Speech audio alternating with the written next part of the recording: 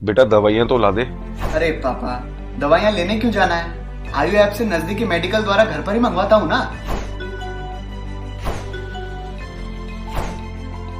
आज ही आयु app download करें, सबसे तेज, सबसे भरोसेमंद। नमस्कार, फर्स्ट इंडिया न्यूज देख रहे हैं आप और आपके साथ हूं मैं खुशबू मिश्रा। और चलिए, वक्त राजस्थान 10 बजे का है। शुरू करते हैं संभागवार बड़ी खबरों का सिलसिला। सबसे पहले बात जयपुर संभाग की बड़ी खबर बता रहे हैं हमारे सहयोगी ओजस गोयल। धनतेरस के दिन प्रदेश में एसीबी ने 3 बड़ी कार्रवाई को दिया अंजाम, जिसमें वही 3 बड़े घूसखोरियों को रिश्वत लेते एसीबी ने रंगे हाथों पकड़ा। जयपुर एसीबी टीम ने आज नगर निगम हेरिटेज के अधिकांशी अधिवक्ता शेर सिंह चौधरी को 1 लाख रुपए की रिश्वत लेते व रिश्वत देने वाले ठेकेदार गोविंद अग्रवाल उर्फ गोपी ठेकेदार को किया गिरफ्तार। डीजी बीएल सोनी ने बताया कि एसीबी को नगर निगम में भ्रष्टाचार की शिकायतें लगातार प्राप्त हो रही थी। इसी क्रम में एक शिकायत पर कार्यवाही करते हुए आज ट्रैप की कार्रवाई करते हुए शेर सिंह चौधरी अधिकांशी अधिवक्ता जयपुर नगर निगम हेरिटेज व ठेकेदार गोविंद अग्रवाल उर्फ गोपी ठेकेदार को गांधीपथ वैशाली नगर जयपुर में गिरफ्तार किया है। यह राशि ठेकेदार द्वारा स्वयं के व अन्य ठेकेदारों के जयपुर नगर निगम हेरिटेज में कार्यों के बिल पास करने की एवं बतौर किस्त दी जा रही थी। वही आरोपी के आवास एवं अन्य ठिकानों पर एसीबी की टीम द्वारा तलाशी जारी है। चिड़ावा और जयपुर से पकड़े गए 3 घूसखोरियों को कल कोर्ट में किया जाएगा पेश। और वहीं एसीबी की टीम आरोपियों से कर रही है पूछताछ। जयपुर के बाद बात जोधपुर संभाग की बड़ी खबर बता रहे हैं हमारे सहयोगी सूर्यवीर सिंह। देश के प्रधानमंत्री नरेंद्र मोदी हर साल की तरह इस साल भी सेना का हौसला बढ़ाने के लिए जैसलमेर के भारत पाक सीमा पर भारतीय सेना के जवानों के साथ दिवाली का जश्न मना सकते हैं। इसके लिए सेना और एसपीजी की ओर से तैयारियों को अंतिम रूप दिया जा रहा है। प्रधानमंत्री नरेंद्र मोदी हमेशा अपने चौंकाने वाले फैसलों के लिए जाने जाते हैं। प्रधानमंत्री बनने के बाद नरेंद्र मोदी हर साल दिवाली बॉर्डर पर जवानों के बीच मनाते हैं और इस बार भी प्रधानमंत्री मोदी जवानों के बीच जाकर दिवाली मना सकते हैं। ऐसे में कोरोना काल में दिवाली को खास तौर पर मनाने के लिए प्रधानमंत्री मोदी जैसलमेर आ सकते हैं। सैन्य सूत्रों के मुताबिक उनके साथ chief of defence staff Vipin Rawat, सेना प्रमुख MM नरवणे भी शामिल हो सकते हैं। इससे पहले प्रधानमंत्री नरेंद्र मोदी जम्मू कश्मीर, उत्तराखंड समेत बॉर्डर पर जवानों के साथ दिवाली मना चुके हैं। प्रधानमंत्री नरेंद्र मोदी ने न सिर्फ जवानों के बीच पहुंचते हैं बल्कि उनके लिए अपने हाथों से मिठाई भी खिलाते हैं। इस दौरान वह जवानों का हौसला बढ़ाते हैं। सैन्य सूत्रों के मुताबिक इस बार वह सरहद पर बनी लोंगेवाला पोस्ट किसी इलाके पर दिवाली मनाने जा रहे हैं। उससे पहले जैसलमेर एयरफोर्स पर उतरते ही एयरफोर्स के किसी कार्यक्रम में भी शामिल होने की सूचना सामने आ रही है। उसके बाद प्रधानमंत्री मोदी हेलीकॉप्टर से भारत पाक सीमा जाएंगे, जहां पर सेना के जवानों के साथ वह दीपोत्सव का पर्व हर्षोल्लास और धूमधाम के साथ मनाएंगे। प्रधानमंत्री नरेंद्र मोदी के इस बार सरहदी जिले जैसलमेर को चुनना वीरों की भूमि राजस्थान के लिए गौरवमयी है और पीएम मोदी के इस कदम से पाकिस्तान को भी कड़ा संदेश देने में कामयाबी मिलेगी। आगे बढ़ते हैं, बात बीकानेर संभाग की करते हैं, जहां की बड़ी खबर बता रहे हैं हमारे सहयोगी संजय पारेख। केंद्रीय राज्य मंत्री अर्जुन राम मेघवाल आज बीकानेर दौरे पर रहे। मंत्री मेघवाल ने यहां सांसद सेवा केंद्र में आमजन से मुलाकात कर उनके अभाव अभियोग सुने। इस दौरान मंत्री मेघवाल ने भाजपा कार्यकर्ताओं से भी मुलाकात की। केंद्रीय राज्य मंत्री अर्जुन राम मेघवाल ने दीपावली पर्व पर प्रदेशवासियों को शुभकामनाएं देते हुए कहा कि कोरोना एडवाइजरी की पालना करते हुए दीपावली का त्यौहार मनाए। साथ ही उन्होंने बिहार चुनाव परिणामों को लेकर कहा कि बिहार की जनता ने सबका साथ सबका विकास नारे और पीएम नरेंद्र मोदी की नीतियों पर मोहर लगाई है। अब बिहार भी आत्मनिर्भर बनेगा। मंत्री मेघवाल ने इस दौरान पंचायत समिति और जिला परिषद चुनाव को लेकर कहा कि राज्य सरकार ने गांवों के विकास की गति को रोक दिया है, जिसके चलते ग्रामीणों में रोष भी व्याप्त है।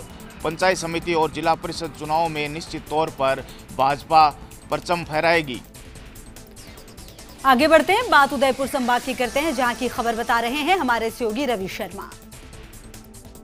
धनतेरस के साथ ही लेक सिटी उदयपुर में दीपोत्सव की शुरुआत हुई। आज धनतेरस के मौके पर शहर के बाजारों में रौनक दिखी। हालांकि कोविड-19 के दौर के चलते पिछले वर्षों के मुकाबले ये रौनक अपेक्षाकृत थोड़ी फीकी थी, लेकिन इस सब के बावजूद भी लोगों ने कोविड-19 के एहतियाती कदमों का ध्यान रखते हुए खरीदारी की। खासकर बर्तन, सोने चांदी के आभूषण और इलेक्ट्रॉनिक्स उत्पादों की जमकर खरीद हुई। दीपोत्सव के आगाज के साथ ही लेक सिटी उदयपुर के बाजारों में भी रौनक बढ़ने लगी है। बाजारों में व्यापारियों ने अपने स्तर पर सजावट की है। हालांकि कोविड-19 के चलते पिछले वर्षों के मुकाबले ग्राहकी थोड़ी ठंडी रही, लेकिन धनतेरस पर खरीदारी की परंपरा के अनुरूप लोग बर्तन, सोने चांदी के जेवर और अन्य इलेक्ट्रॉनिक्स सामानों की खरीदारी करने बाजारों में पहुंचे। लेक सिटी उदयपुर के बाजारों में मोबाइल फ़ोन्स की बिक्री भी जोरों पर रही। इस सब के अलावा व्यापारियों ने चूंकि अपने स्तर पर ही सजावट की है, इस बार निगम की ओर से बाजारों में सजावट को लेकर कोई प्रतियोगिता का आयोजन नहीं हुआ है।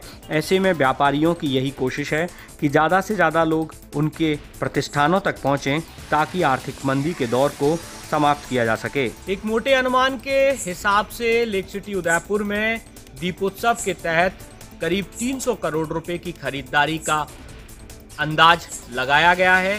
हालांकि ये खरीदारी सबसे ज़्यादा ऑटोमोबाइल सेक्टर और रियल एस्टेट सेक्टर से जुड़ी है, लेकिन इस सब के साथ ही दूसरे जो सेक्टर्स हैं वो भी बड़ी आशा लगाए हुए हैं कि दीपोत्सव की ये बहार उनके आर्थिक मंदी के दौर को भी समाप्त करेगी।